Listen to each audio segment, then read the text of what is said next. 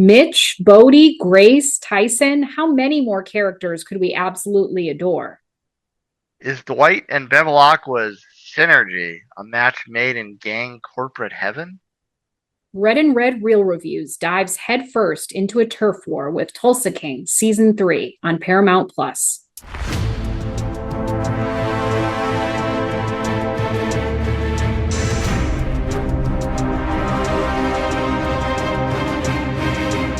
I knew within the first 5 minutes I was going to hate it, but then it was so bad. Ugh. Nobody wants this? Like, Literally nobody wants this. Internet's gonna get mad at me for this one. There's no fat elf. Duty, which I can't say without laughing. Duty, like I'm English. John B and Sarah are, I don't want to sound like a loser for saying this, but they're adorable. I'll admit it.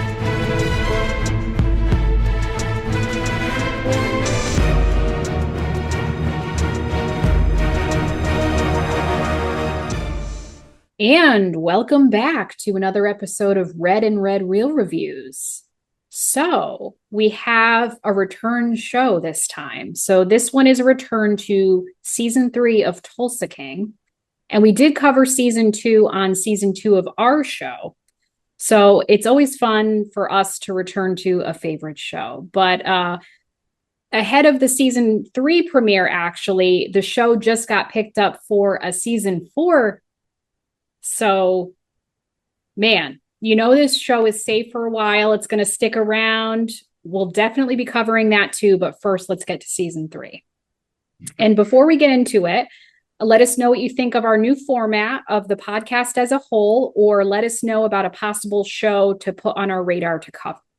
You can email us at redandredrealreviews@gmail.com. That's the letter N, red and red. And don't forget to follow us on Instagram as well. Same at Red and Red Real Reviews. So now that that's done, let's render the verdict, Nutmeg. So should you watch the 3rd season of Tulsa King? I would wholeheartedly say yes. And the premiere episode sets up a lot of different angles to cause Dwight and the gang drama. Anyone that watched season 2 knows we got left with a massive cliffhanger. So that kind of left you scratching your head a little bit, wondering, like, is this a new antagonist? Is Dwight going back to prison? Is Dwight going to be dead? I mean, obviously that probably not going to be the case as the title character, right? But you still tend to wonder a lot of things. And just as a disclaimer, shush, earmuffs if you haven't watched the episode yet. This could be a spoiler. But the character that takes Dwight into custody is a federal agent of sorts, and he's kind of wanting to use Dwight to do his agency's dirty deeds that the law cannot kind of legally get around, and using Dwight's freedom as well as Dwight's crew's freedom as leverage to keep everyone to do my bidding, or you're all going to prison. Right. So we see in the beginning this conversation where the agent says, basically, I own you now, and then Dwight kind of goes back to his life, and it's like business as usual. So we have that. And so we don't really get too far into that agent or agency and Dwight relationship in this first episode, but I'm sure that'll develop further. So yeah, I mean, not too much of a conventional spoiler, right? But yeah. At least we know that Dwight is safe. He's not, going back to prison or anything. Right. And we also get introduced to this new character halfway through, towards the end a little bit, named Dunmire, who is very much this, I don't want to call him the cat about town, but he's very much the power player in Tulsa. So we get introduced to him. So all of a sudden now you've got this relationship Dwight has with this agent, plus this new antagonist. So you're trying to look like how many different villains are going to start coming at Dwight's gang. And that kind of like starts to make the gears turn as being excited for action coming at Dwight and crew from all angles. Yeah, and I think even just with this initial episode, I mean, we have some shows that drop 3 episodes at once, 2 episodes at once. This we only get one per week. Hmm. So I did feel like this episode got me really excited for what's next this season. There's just so many developing things. I mean, I wrote down 5 different things that I could have written about for my one thing today. I was trying to pick from them which one. I mean, there were so many different things. So for me, that's a clear indicator that yes, this season of Tulsa King is worth watching for sure. Yeah, lots of different carrots to hang, to dangle in front of the Mm-hmm. audience. And to your point, as far as choosing which ones to talk about, that's always difficult to pick the carrot that's not going to spoil the show for the Right. audience.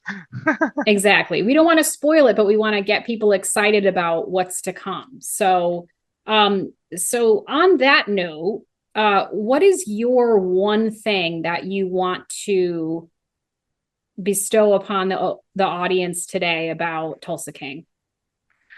I am going to go back to this Dunmire character, who is played by Robert Patrick. And this is an actor who can really play a great villain.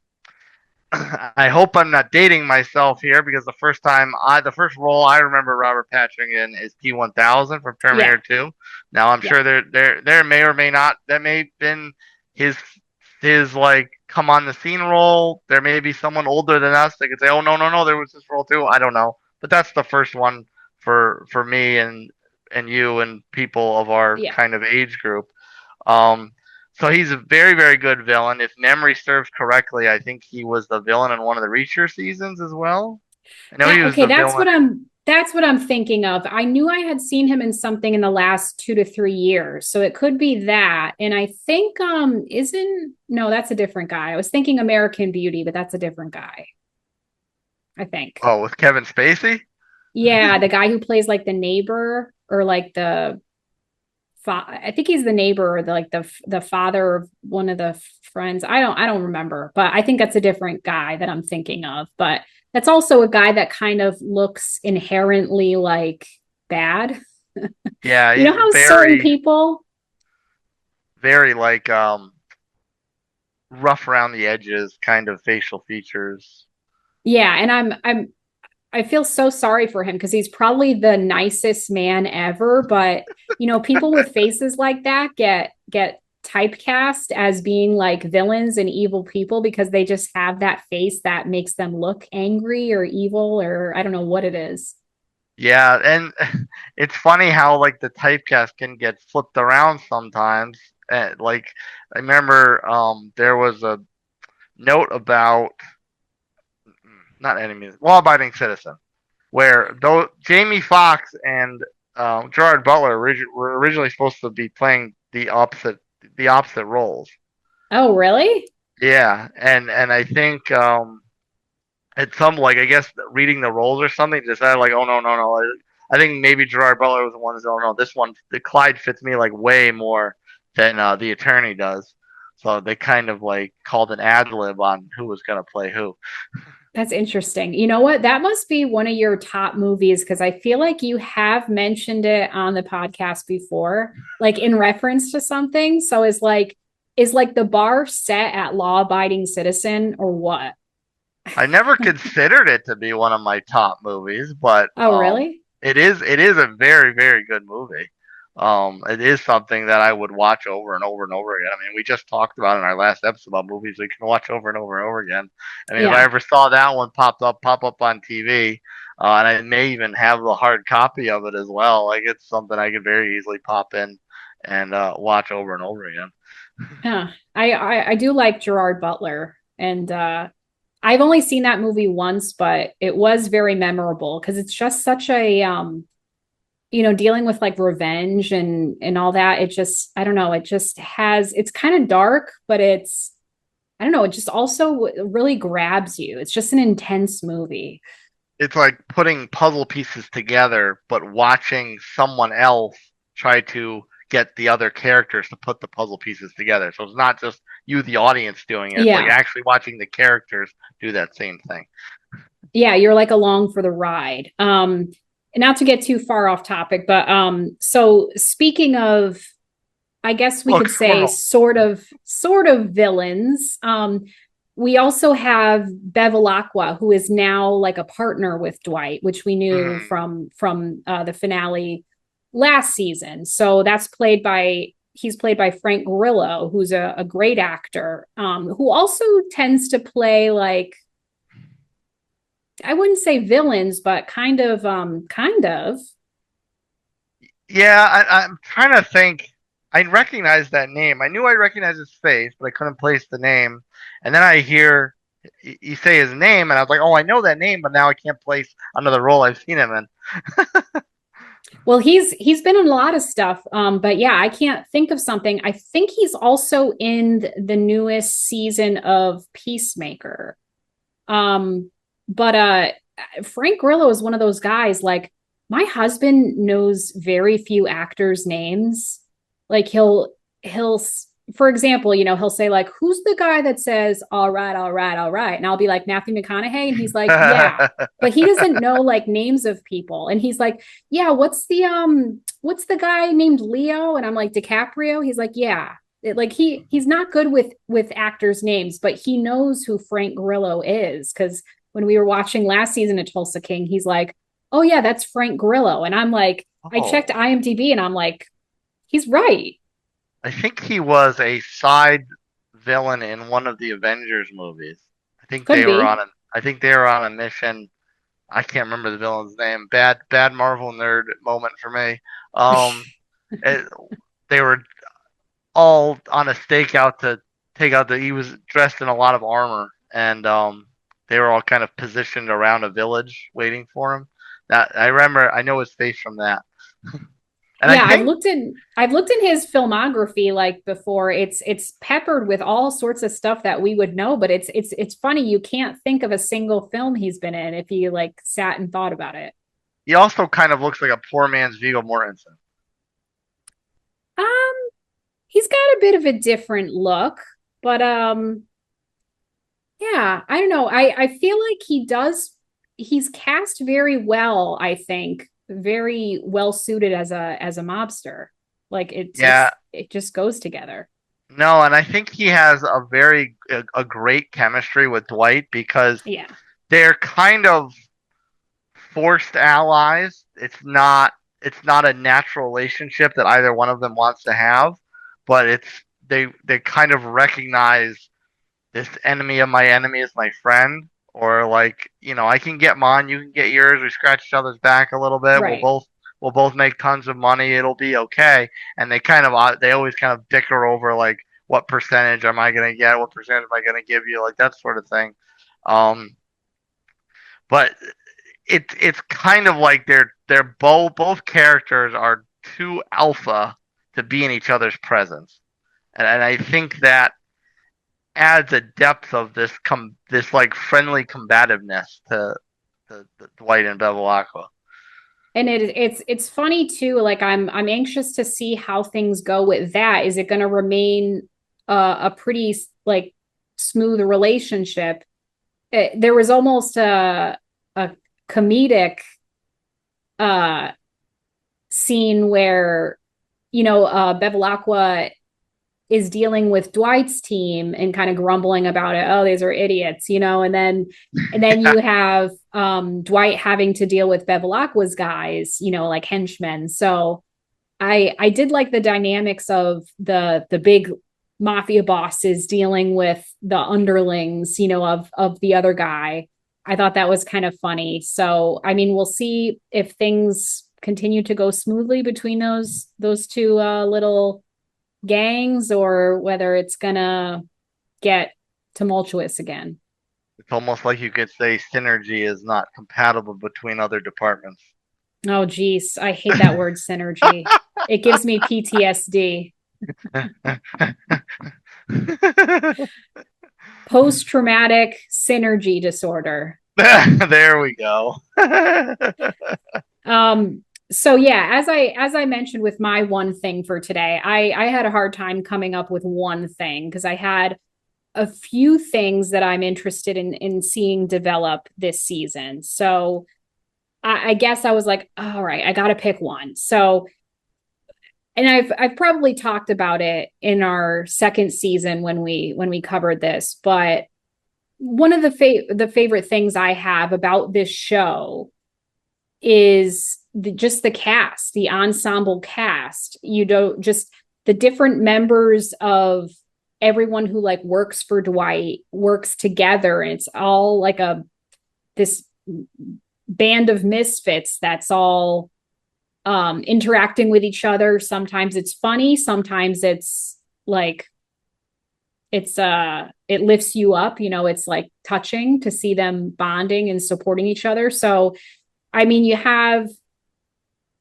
Mitch, Tyson, Bodie, Grace, Joanne, who's Dwight's sister, even Spencer, who is now working as a bartender. She was the girl who worked at the stables for Margaret, and she's Sylvester Stallone's daughter in real life. So yeah, that was funny that Spencer is even part of the group now because she's working for him. So they're all kind of this one big part of this Tulsa family, and they're all involved in Dwight's businesses, and they support him, and they really are like a family. So in the first episode there was a big funny moment with Bodie, Tyson, and Grace that was hilarious. So I would like more of that combo, and if I can't get more of that combo in the rest of the season, I would not mind seeing any combination, literally, because you know in the second season we had that funny like car scene with Mitch and Mm-hmm. Dwight and I think Tyson and Bodie. So we always get like, why is it always a car, like a road trip scene where it's all hilarity ensues? Well, road trips are when you get to know people the best. You're I trapped in guess a tin so. can with someone for 12 hours. Right. There's just like nowhere to turn, right? Yeah. Yeah. And what I also like about the ensemble is that they all feel like they have a unique role to the story without any of them kind of taking the shine away from Dwight. Like it doesn't feel like there's too many cooks in the kitchen. You watch this show, you still know that Dwight's the lead. You know that he's kind of the king. He's kind of the king in the castle. But all all his the land of misfit Manfredis. Um, that they all kind of have their own unique identity to the gang. Right. And I don't know if we've ever talked about this before, but it's kind of a rare circumstance with, you know, if there's some sort of ensemble cast where there are a lot of players, like usually you kind like you love one or two, but you like don't really care for the rest of them. Or you're just like, I am so annoyed and I hate this character. That never really has been a thing for me. Feel like we're I having deja vu right now. I mean, I don't know what show we've talked about in the past that like it's rare to not have any sort of hated character or character that you love to hate. But I mean, for me, like Grace is really funny. Like I've seen some heartwarming moments over the seasons with Grace and like how she's, you know, her and Bodie are all involved with the dispensary or whatever you want to call it. I remember what it was from. It was from Three Body Problem. Oh, where we didn't hate That's where any you said it. character? Yeah, Really? that's what you said. Yeah, that's where you said it. That's the first time you coined it. Okay. Yeah, I mean I love Mitch and I love Tyson at times. Yeah, so I love Bigfoot. Is he the he's the Yeah, the big bodyguard, the muscle? driver. Yeah. Yeah. He's the group muscle. Yeah, Yeah. he's really funny his interactions with people, and I don't know, they're all I just think the writing is so high caliber that we never develop any feelings of hatred or annoyance for these characters. I mean, I have it in three seasons, and I'm just looking forward to And them developing more. I liked Mitch a lot too. Oh, And I love him. interestingly enough, because when I started watching the show, when you see the cast roll in the beginning, and I see Garrett Hedlund, like, okay, I know Yeah. who Garrett Hedlund is, and it's nice that his character kind of still was a very likable character because you there's times when you know nothing about a show going in and you see the names roll. It's like, okay, I know that name, I know this name, yada yada yada, and then the character you just can't stand or you don't feel like they really had an imprint on the show or whatever. So it's nice that a familiar name also had a very pivotal role in the product. Yeah, and I mean, I know for me, I kind of hated Chicky. I like really hated him. So, I mean, but I think you're supposed to hate him. You're not supposed to root for him. You know what I mean? Like No, he's yeah, like although he was like on the same team, like he's still sort of a I don't want to say villain, but he's still sort of a bad guy. Like you're not supposed to like him. So I mean that was by design, but like yeah, every time there was a scene with Chicky, I'm just like, oh, I hate this guy. I hope someone takes him out. Like yeah. I my was just not a my fan. my thing with Chicky was that I loved that he was just such a stereotype of what the character was supposed to be. Like Yeah. he was such this big goonish Italian mobster that just if you're not with me I kill you. He was such a stereotype. It was hilarious for me to watch. Even like, yeah, down to like the voice, like the Oh yeah. I'll take care of yous, just that Yeah. like, yeah, like I don't know, just that Yeah. whiny mobster voice. So I'm glad he's gone. I'm glad he's not in this season. But that being said, we have other characters to look forward to. We have other villains to look forward to. I mean, we can't really mention all the things that came up in this initial episode because we don't want to give spoilers, but just a lot of new things around the corner. So I'm interested in seeing where this season goes. Yeah, and more new characters like this Mitch's old flame that comes back, Cleo. She winds up being the daughter of this kind of well-to-do um, family in town, Yeah. and you kind of notice that there's still something there between the two of them. So that could be interesting to watch. Like, does she kind of have any crossover with the group? Does she kind of start to become this de facto member of the gang as well? Right. Like is there going to be something romantic developing between her and Mitch? And she right now he's running the car dealership. So, in this scene that she's kind of making fun of the ads that they put out, very typical car dealership ads that we saw them filming in the second season. Mm-hmm. um just super cheesy, like anything you'd see on a local channel, like on your TV.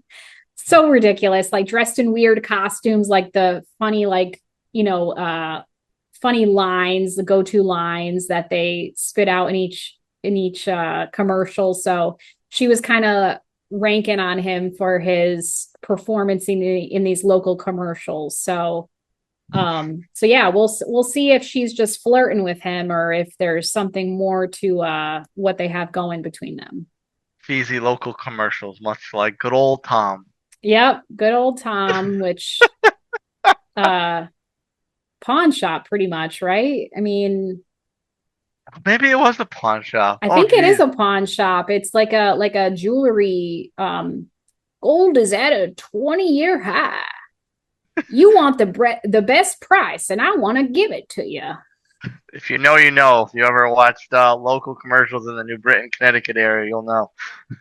Or I mean, law commercials are also a thing. Like Oh God, they're everywhere. who's the big chain that's like nationwide, the lawyers. I It's can't my think of money, and I want it now. I can't it starts with an M, something and something. It's the same name. I can't believe I can't think of it. It's these are like, oh, there was Mark E. Salamone and Morelli, but then Morgan and Morgan. Okay. This is If this is people what you know get with Morgan red and and red. Morgan, This is what you get with red and red. We talk the show and we go off on random pop culture tangents too. yeah, it's okay. But if you are watching this and you have heard and you know Morgan and Morgan, drop it in the comments and tell me that you acknowledge, right? Morgan and Yeah. Morgan. Yeah. I guess real quick, just to bring us back on topic, because you always Yeah. you like the car scenes, right? And I did find it funny that Tyson isn't jabbing at Bodie over his little green wimpy electric car, and then he makes a comment about a Tesla. I'm like, Tesla's Cybertruck, excuse me, a Cybertruck. And it's like, wait, a Cybertruck's made by Tesla. It's electric too. So it's like, wait, you're jabbing at him for an electric vehicle that dies, I, that dies on their little mission together, and now you're going to get an electric truck? Yeah, what kind of car was that? Probably like a Prius or something silly. Oh, okay. Yeah, some sort of electric car. I know there are other brands like besides Tesla out there. Like Tesla's not the only brand. It's the most prominent, but I know there's other brands out there. But yeah, but it is on brand for Bodhi to be driving an electric car. Just he's that like hippie weed guy. Especially since it might have even, I don't think it was a Prius, but it's something like that. And like the Prius being the OG electric car, Right, or right. hybrid car, I guess technically. Yeah. The fact that like and Bodhi is very much that, like you said, that hipster kind of mindset. Like, of course you Hmm. would have one of the original, hybrid or electric vehicles. Yeah, or the lesser known, like not mainstream Tesla Yeah. electric cars. Chevy Volt, maybe that's what it was. Maybe he drives a Chevy Volt. Maybe that's what it I've never even heard of that in my life. is. Little itty bitty dinky wimpy car, which is funny, like because the Cybertruck is not wimpy, but it's just as much a monstrosity to the eye. True. But I can't imagine Bodhi driving something like that. Like it just doesn't go along with him. Oh no, no, no, no. Does not fit his character. Yeah, it's too cool for him. Yeah. Um, but we hope we're not too cool for you. So if you enjoy listening to our show, we would appreciate it if you gave us a 5-star review. Let us know what you think of each episode. Don't forget to hit that follow button as well, or subscribe so you know when new episodes come out. So next up, we've got something exciting, which is the Lowdown on FX. And it's not Ethan Hawke's first TV role, but this is his first lead TV role where he plays an investigative journalist. So I'm pretty pumped about that. I think it's going to be good. And I believe we have 2 episodes for that. We might. Oh. Yeah, I believe we have 2 episodes that are coming out for that. So stick around for that coming up next. We'll do a recap of whether you should watch The Lowdown. Until that next real review, Red and Red signing out.